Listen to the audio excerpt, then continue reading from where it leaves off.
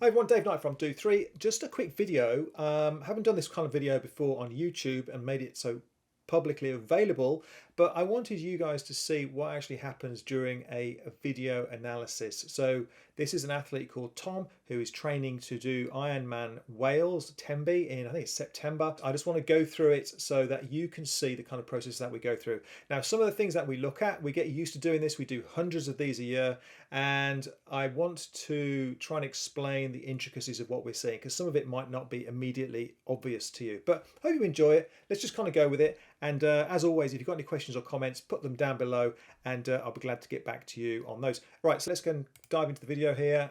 Just put myself on in the corner.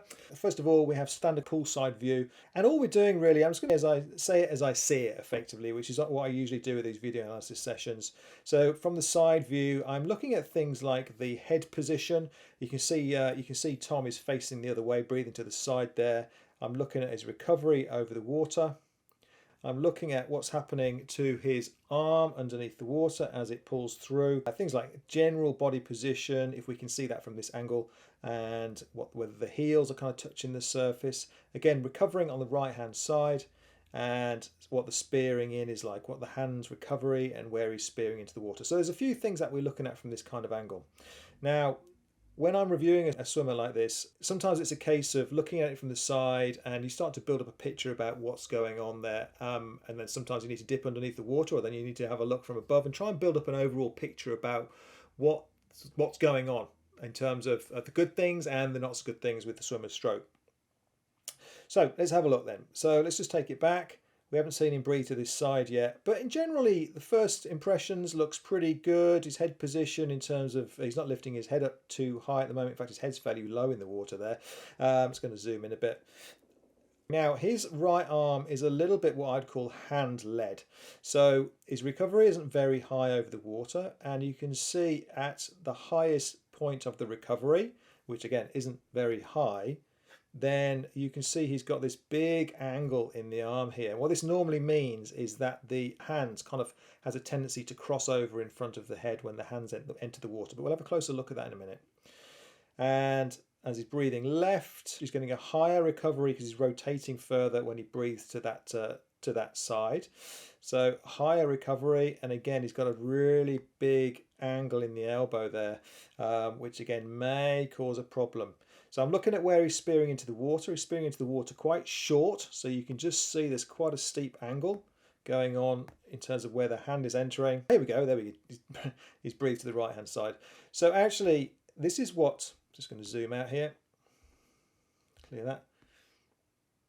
This is what we're looking at in terms of head position. So that's actually pretty good. So we generally look for people to be breathing, so breathing directly towards the side. If we look at his head here, he's generally got a fairly low head. He's not lifting his head up too high. You can see he's got his mouth open to one side. He's got a nice little bow wave breaking on the forehead and then making a trough there for him to breathe into. So that's pretty good head position there. Now, what's actually happening here, and again this is one of the subtleties, he's breathing to the right hand side. He's spending quite a long time breathing, so it's almost as though his recovering arm is overtaking his head. So the timing seems to be out here. In actual fact, what's happening is you can see his lead arm is actually starting to pull through the water underneath a little bit too soon. So his timing is out a little bit here. So, and then the right hand enters the water. We can't quite see what the right hand is doing particularly clearly. And then again, the recovery to the left over the water.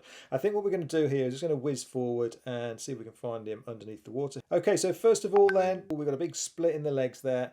Now, we'll have a look at a better angle from above, but you can see his legs are splitting quite a long way. And you'll see that his kick is just flexing at the side there, so he's going to be catching some oncoming water and creating quite a lot of drag there.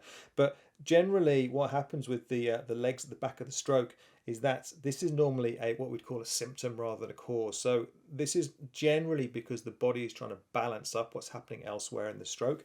So if we have a look at the front of the stroke, what's actually happening here is, there we go, there's a big split.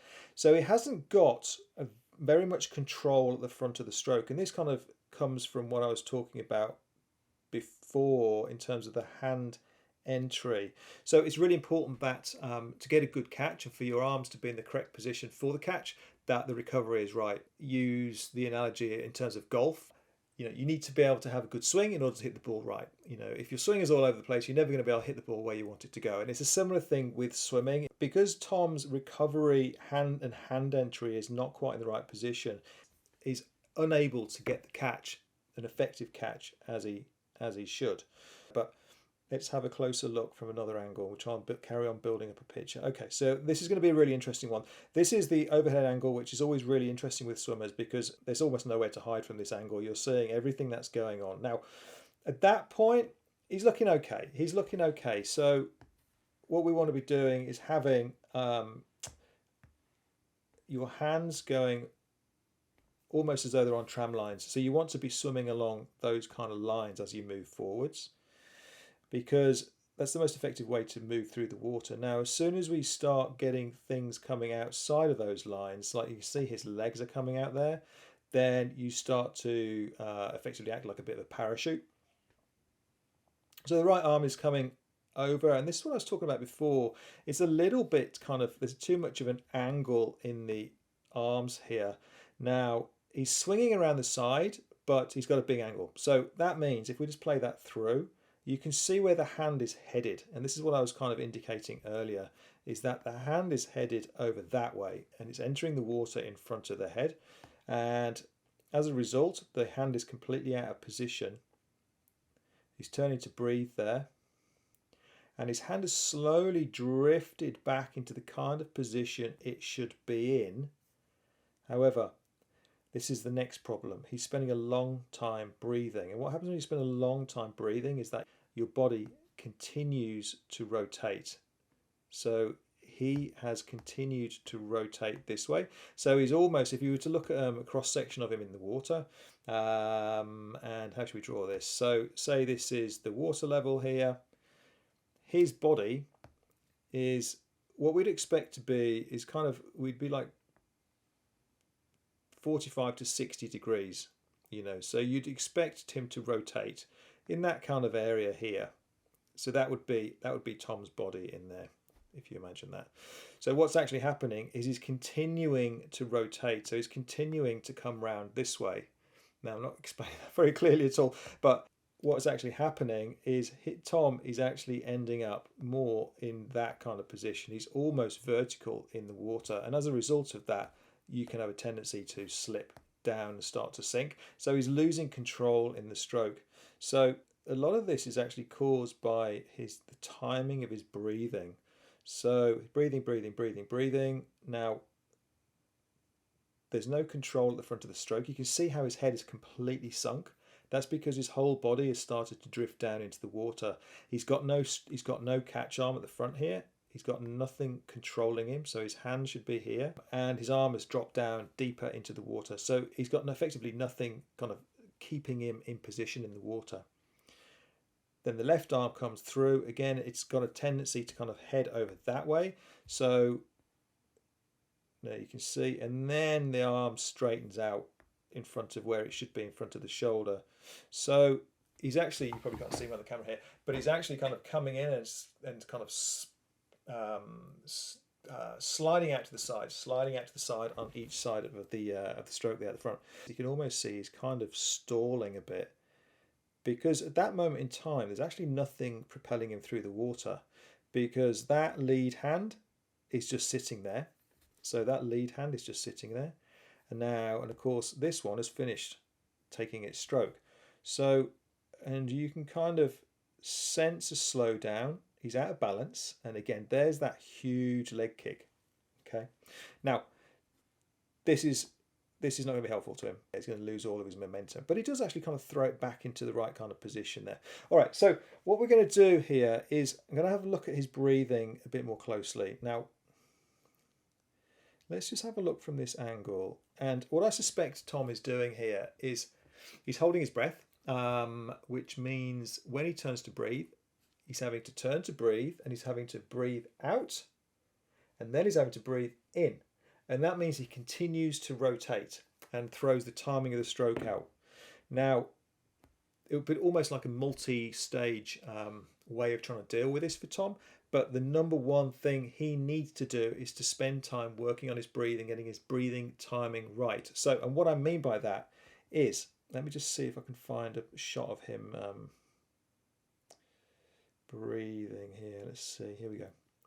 So there we go. So he's taking a breath. In fact, what I'm going to do is I'm going to take it back a bit, because we know he's already taken a breath, and he's actually got some air coming out of his mouth here. But when he turns to breathe, there's a lot more coming out to the side. And what I'm talking about is here. It doesn't look very clear because the definition goes, but you can just see all this air coming out. He's breathing out. So he's still breathing out when he turns to breathe. So he's continuing to breathe out, and then he's having to breathe in. And you can see, this is what I was talking about before, is the body. If you watch what happens to the body at this point, the whole thing sinks. The whole thing sinks. And here we go. This is a really good shot of his arm just drifting down at the front of the stroke, rather than what should be happening here is he should be arm up, then a little break at the elbow, and then the hand down.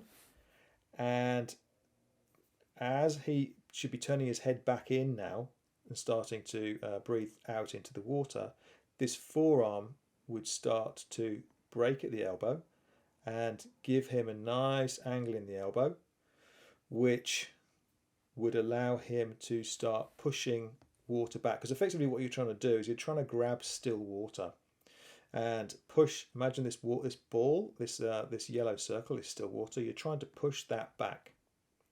So, but what he's doing is, you can see he's just kind of drifting and pushing straight down. Now, I think if Tom was to make his breathing a bit more effective, so breathing in from the side, and as soon as he's breathed in, turning the head much more positively back into the water and starting to breathe out. So the breathing is much more snappy. He doesn't spend so long on the side there breathing out and breathing in. What I'd like to see from Tom, as well as the snappy breathing, is this arm coming out and swinging around the side in a much more kind of arc fashion. So round here, and the hand entering the water over this side, so wider. So almost a little bit, think of it like a discus thrower, almost kind of throwing the arm around the side, hitting the water a little bit wider. He'd still be rotating at that point. So by the time he lies flat and extends in the water, his hands will be extending out in front of the shoulder. So both hands will be coming much more around the side and spearing in wider, if that makes sense. Because at the moment he's coming in and he's spearing in short, and he's spearing in short that way. Okay, and that's causing havoc with his catch. So they're the two main things that I'd get him to work on. They will balance up the stroke. The timing will improve the balance of the stroke. Will stop the legs splitting quite so much. The recovery, the different kind of recovery and the timing of the stroke will improve his ability to actually catch the water underneath. And I think kind of the next stage almost for Tom would be to work on the kind of quality of his catch. But I think for now, timing and actually the type of recovery and the way he's recovering would be the main things for him to work on. But anyway, that's it. I hope you found it useful. If you've got any questions or comments or anything like that, I'd be glad to hear from you. Just put them in the comments down below, and I'll see you in the next one. Take care. Bye-bye.